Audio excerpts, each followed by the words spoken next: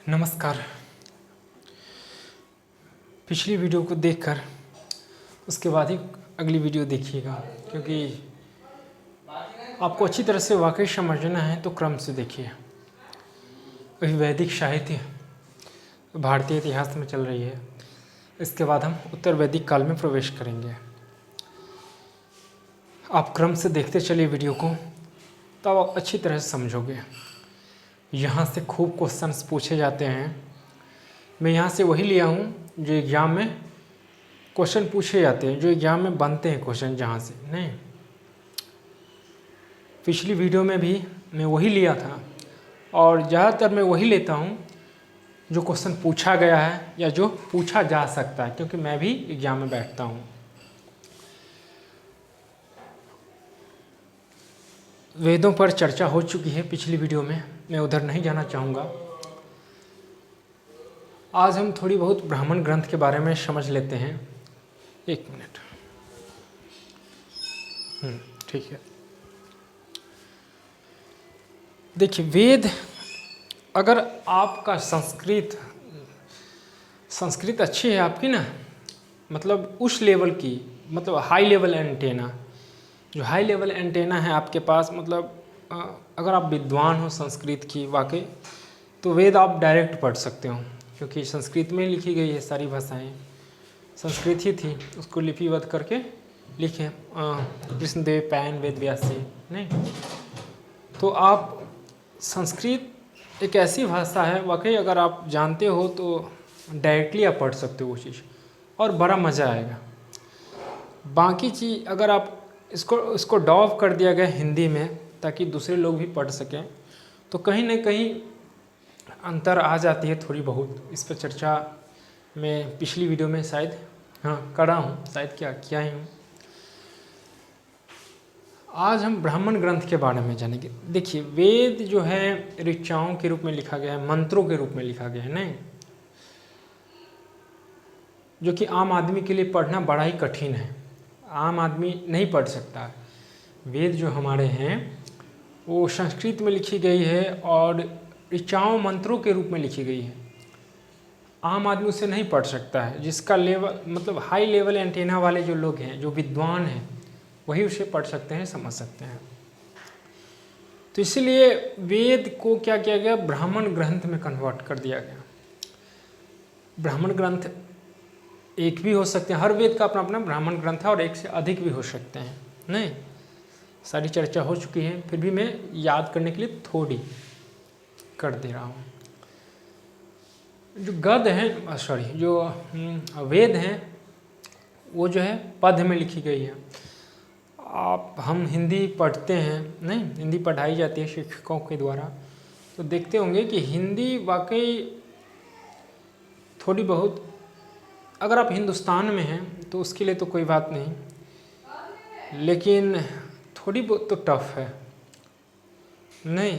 तो खास करके जो पोयम है, कविता है नहीं, तो कभी कभी अर्थ नहीं समझ में आता है नहीं, कभी कभी अर्थ समझने में दिक्कत होती है। जबकि गद्य वाली जो भाग है ना नहीं, प्रोज एगो पोएट, जो गद्य वाली भाग है, जो कहानियाँ में मतलब कहानी जैसा लिखी गई है, तो कहानी जैसी जो लिखी गई है ना, उसको हम आसानी से समझ लेते हैं। लेकिन जो कविता के रूप में है, तो उसके कुछ जो शब्द होते हैं नहीं, कुछ वोकेब होते हैं नहीं, उसको हमें याद करनी पड़ती है। तो ठीक वैसे ही वेद का भी है। हालांकि अब धीरे धीरे हिंदी में डब हो गई है, लगभग हमको लग रहा है कि हिंदी 90 करोड़ से अधिक लोग दुनिया भर में अब जानने बोलने लगे हैं नहीं। कहा जाता है कि 150 से भी अधिक यूनिवर्सिटीज़ हैं जहाँ पे हिंदी बोली सिखाई जाती है, ताकि हमारी संस्कृति सभ्यता के बारे में लोग जान सके, समझ सके, और ललक भी है। ऐसी संस्कृति, ऐसी सभ्यता दुनिया में आपको कहीं नहीं देखने को मिलेगा।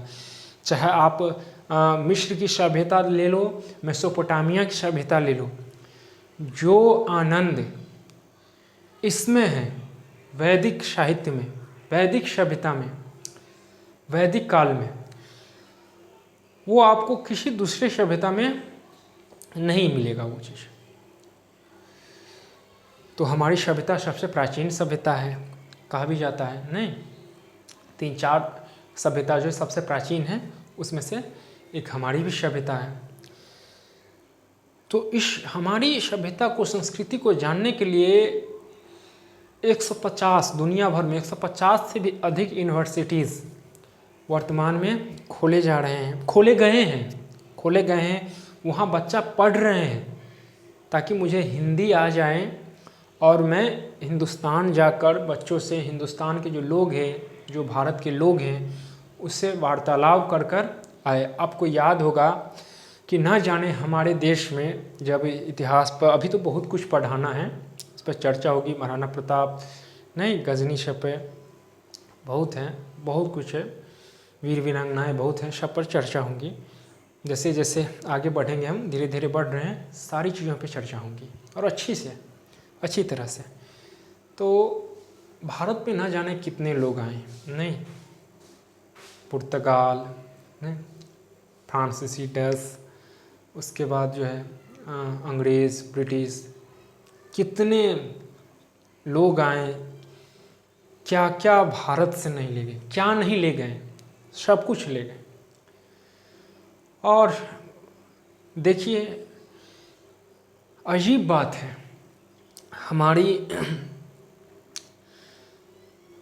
हमारी संस्कृति सभ्यता को भी मिटाना चाहा, हमारी जो संस्कृति सभ्यता है उसको भी मिटाना चाहा, पर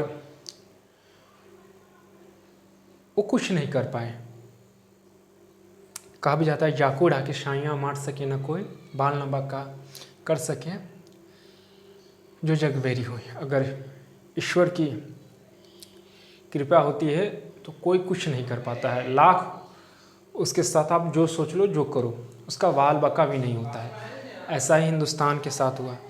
कितने लोग आए यहाँ पे, कितने क्या क्या ले गए उठाकर यहाँ से, कितने मंदिरों को तोड़े, कितने मंदिर से संपत्ति, आपको सोमनाथ मंदिर के बारे में आप जानते होंगे, नहीं, कितना बार उसमें से धन संपत्ति सब लूट के ले गए। लेकिन जो ले गया ना, कहना मैं ये चाहता हूँ कि जो ले गया यहाँ से, जितने भी चीज़ ले गए, आज भी वो कंगाल है। अफगानिस्तान देख लीजिए, तजिकिस्तान, उज्बेकिस्तान, ये सब कुछ नहीं उपज रहा है वहाँ पे, नहीं, वहाँ पे मिट्टी जो बंजर हो गई है, आज भी वो कटोरा लेके भीख मांग रहा है। जो यहाँ से ले गया, सब कुछ जो भारत के बारे में बुरा सोचा, जो भारत को अलग किया, नहीं, आप समझ रहे होंगे, वो सब देश आज भी इधर उधर भटक रहा है, कटोरा लेके इधर से इधर जा रहा है। तो हमारी संस्कृति सभ्यता को जो भी बांटने की कोशिश करी है, वो खुद बटा है और अभी भी कटोरे लेके भीख मांग रहा है। यहाँ से बहुत कुछ लूट कर ले गए। आज भी देखिए, हमारे प्रभु श्री राम के मुकुट पे 450 करोड़ से ऊपर की जो है वो हीरे की हार है, नहीं, न जाने कितने कितने पैसे खर्च हो जाते हैं। जो आया वो आता, हमारी संस्कृति सभ्यता की जो वेद थी उसको पढ़ लेता, उसको समझ लेता, उसको बुद्धि आ जाती, ज्ञान आ जाती, तो आज शायद वो देश जो यहाँ से सोना चांदी धन संपत्ति ले गया, शायद ये नॉलेज ले जाती उठा के, ज्ञान ले जाती उठा के, मिटाने के वजह से बचा कर, इसे कॉपीज कर अपने पास ले जाती, तो वो देश भी आज प्रगति पे होता। लेकिन हम देख रहे हैं तो ऐसी संस्कृति सभ्यता है हमारी, नहीं, तो इसे बचा के रखना है। और मैं तो बार बार कहता हूँ कि आप अपनी संस्कृति सभ्यता के बारे में ज़रूर जानिए। आप जहाँ पे पले हैं, नहीं, जिस मिट्टी के अन्न आप खाए हैं, जहाँ पर रहते हैं, उस देश के बारे में नहीं जानते तो फिर क्या, नहीं।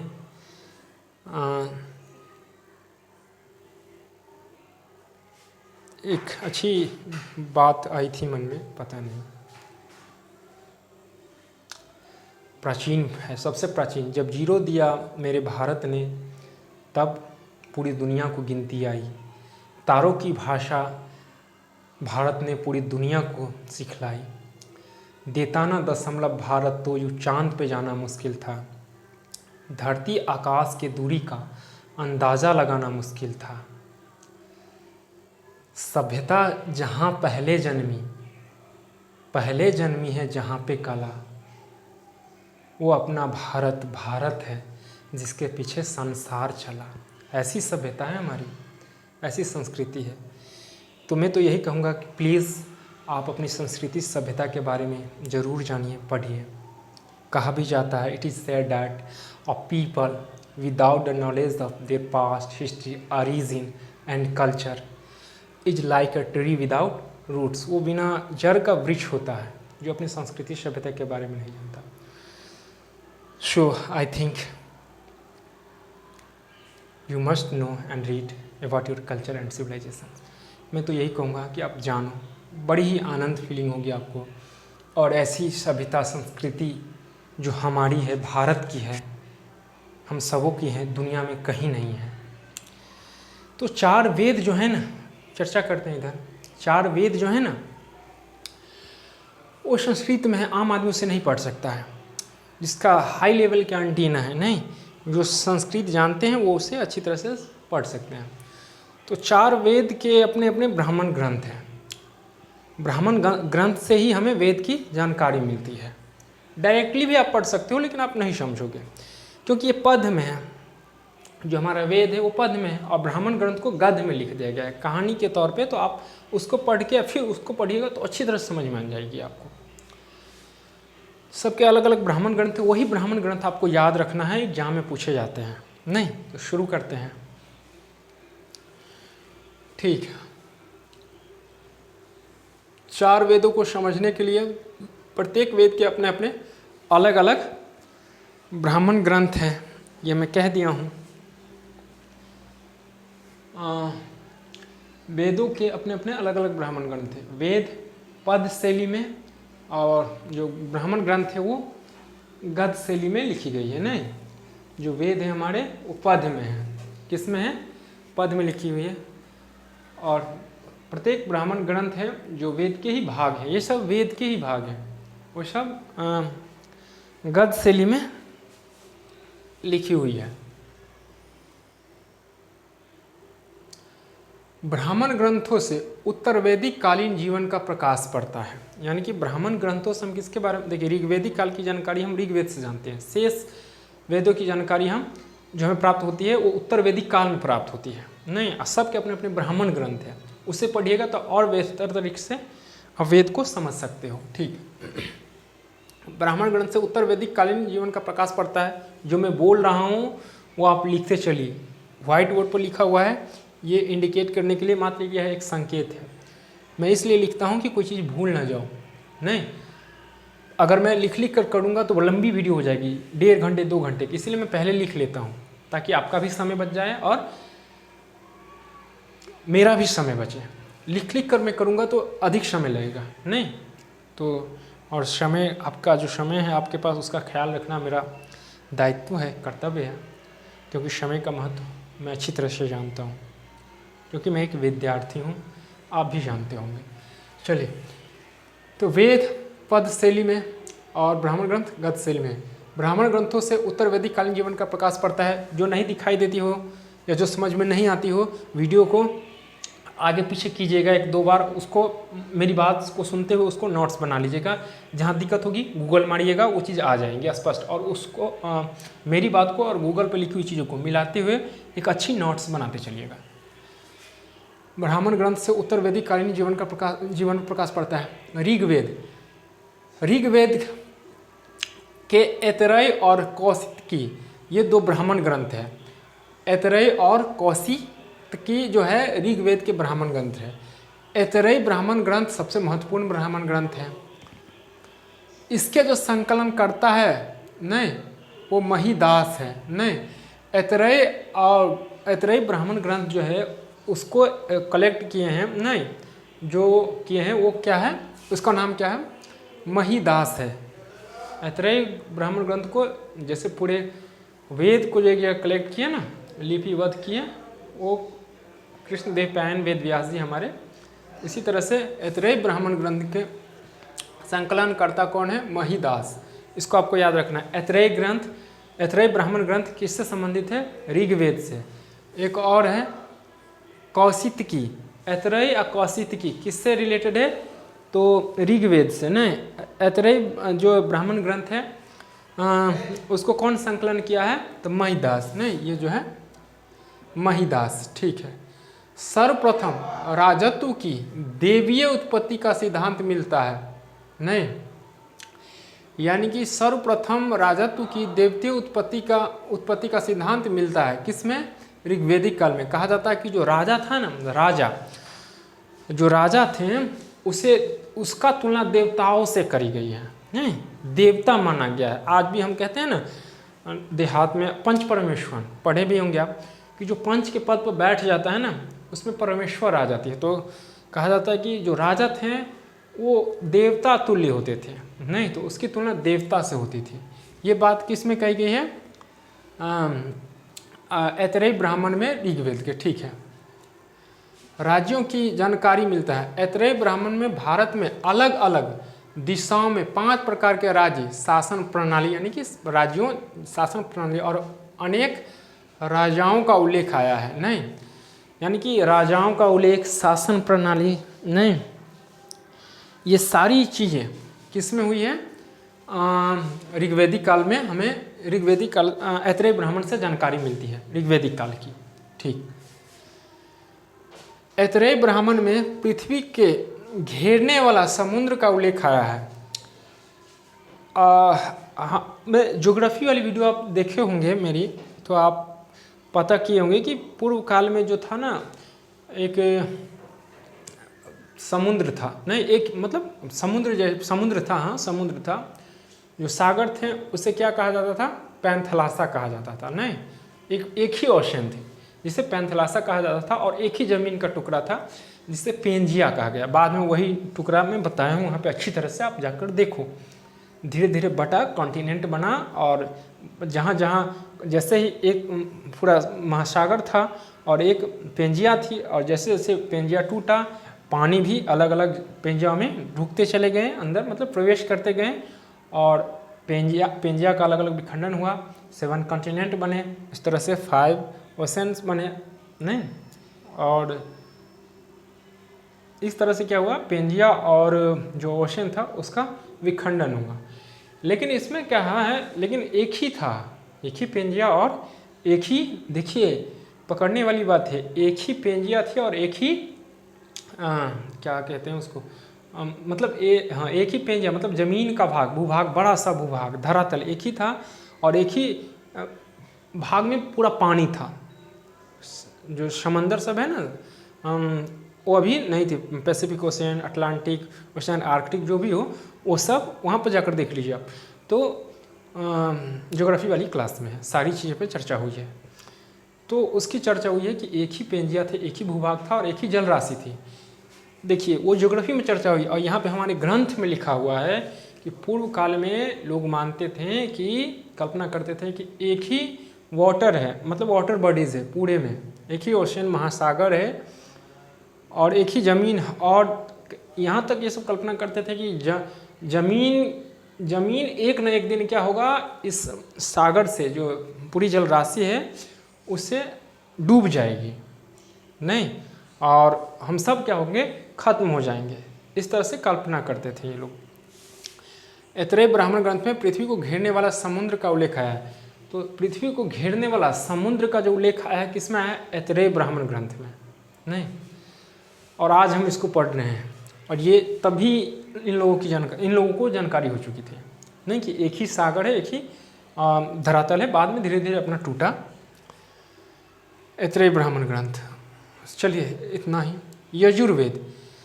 यजुर्वेद के 2 ब्राह्मण ग्रंथ है, शतपथ ब्राह्मण ग्रंथ और तैत्तिरीय ब्राह्मण ग्रंथ। शतपथ ब्राह्मण ग्रंथ शुक्ल यजुर्वेद से है, जो कि पद भाषा में लिखा हुआ है, पिछली वीडियो में भी चर्चा हुई है।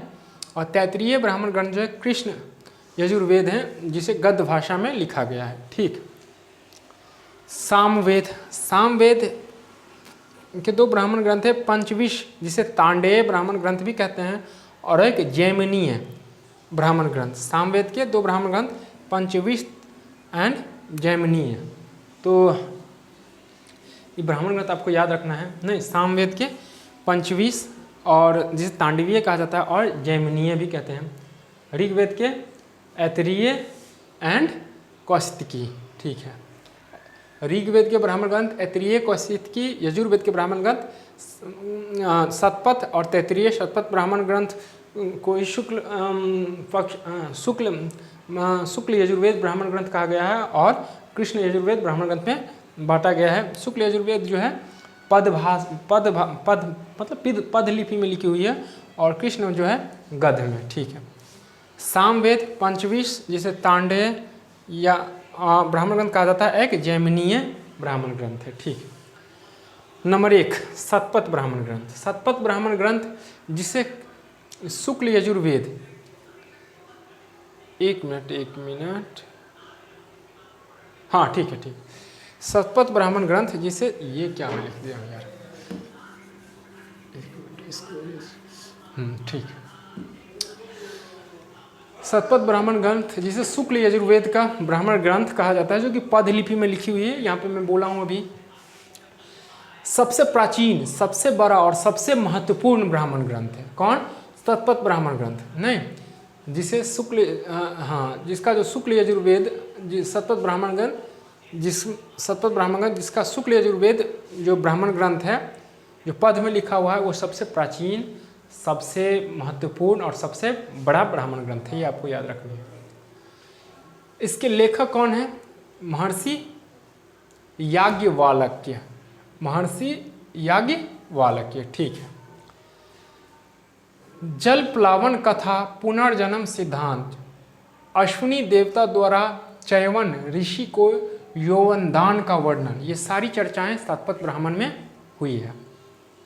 कहने का मतलब है शतपथ ब्राह्मण, अगर वेद आपको पढ़ना है, अच्छी तरह से जानना है, तो शतपथ ब्राह्मण ग्रंथ आपको पढ़ना पड़ेगा। ब्राह्मण ग्रंथ एक भी है, एक से अधिक भी है, सब वेद का अपना अपना ब्राह्मण ग्रंथ है, वो आपको याद रखनी है, ठीक है। तो जल प्लावन कथा, पुनर्जन्म का सिद्धांत, ये सारी बातें शतपथ ब्राह्मण ग्रंथ में हैं, जो कि शुक्ल यजुर्वेद का ब्राह्मण ग्रंथ पद वाले भाग में है, जो कि सबसे महत्वपूर्ण और सबसे प्राचीन है।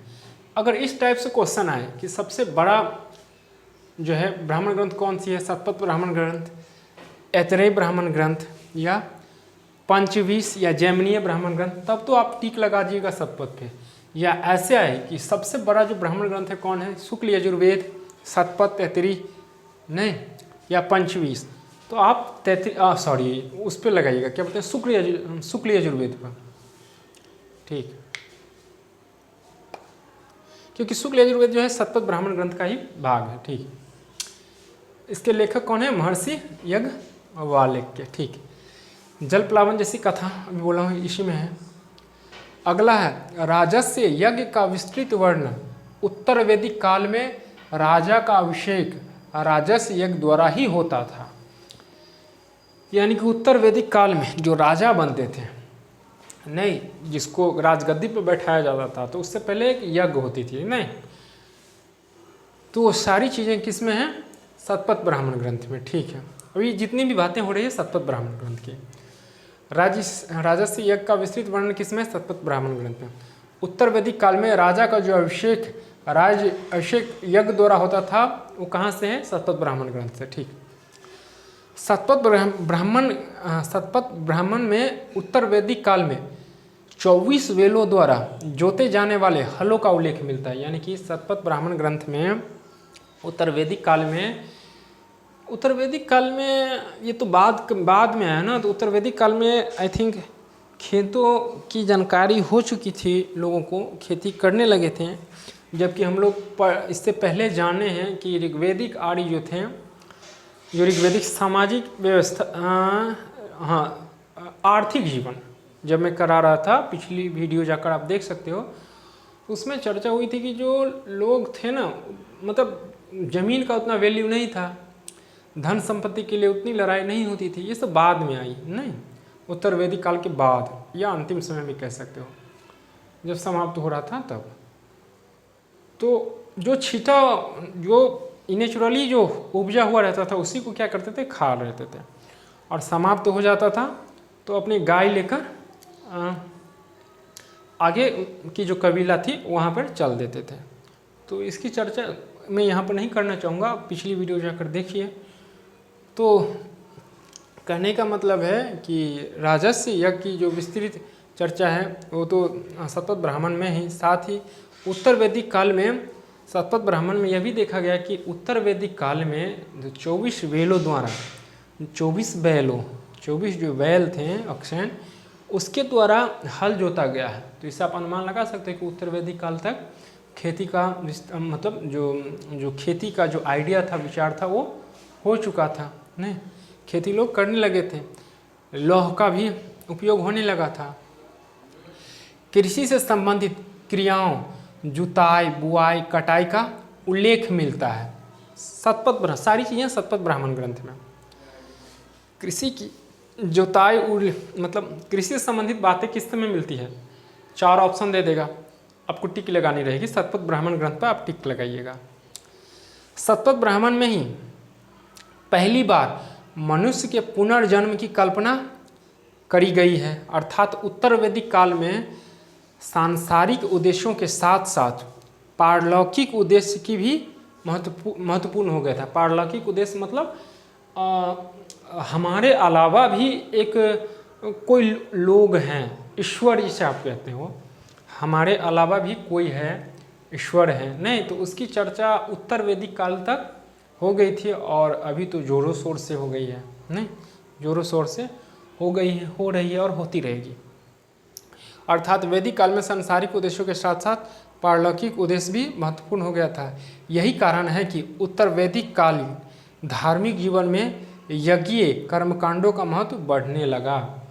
जब हम धीरे धीरे जानने लगे कि इनका महत्व क्या है, नहीं मतलब सांसारिक उद्देश्य के अलावा भी एक और उद्देश्य है, आत्मा से परमात्मा का मिलन, नहीं इस लोक से उस लोक का मिलन, जिसे पारलौकिक का लोक कहा गया है। नहीं, इसके बारे में हम जाने समझें वेद के माध्यम से।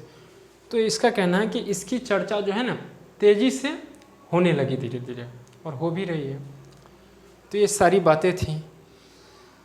क्वेश्चंस कैसे बनते हैं, कहाँ से बनते हैं, मैं इस पर भी पिछली वीडियो में भी कह चुका हूँ, इस वीडियो में भी कहा हूँ। और चूँकि ये हायर एजुकेशन है, हायर एजुकेशन के बारे में मैं कह रहा हूँ। यहाँ से आप PCS, BPSC, UPSC, SSC, railway, banking, city, PGT, TG, whatever जो भी हो, नहीं नेट ऑल कॉम्पिटिटिव एग्ज़ाम में यहाँ से क्वेश्चन बनते हैं। तो आप उस लेवल का माइंड सेट कीजिए, उस लेवल का तो आप होंगे ही। आप कई तरीक़ों से क्वेश्चन सेट कर सकते हो, खुद से बना सकते हो कि ऐसे करके आ सकता है, ऐसे करके आ सकता है।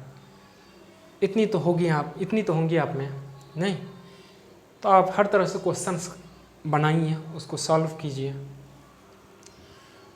वीडियो को लाइक शेयर, एक मिनट, हाँ, वीडियो को लाइक शेयर सब्सक्राइब कर दीजिएगा ताकि अगली वीडियोस की नोटिफिकेशन आप तक पहुंच सके, आप जान सके कि अगली वीडियो आ गई है। और शेयर कर दीजिए ताकि दूसरे लोगों को भी फ़ायदा मिले, दूसरे लोग भी इसका लाभ लें। तो ठीक है, मिलते हैं अगली वीडियोज़ में। नमस्कार।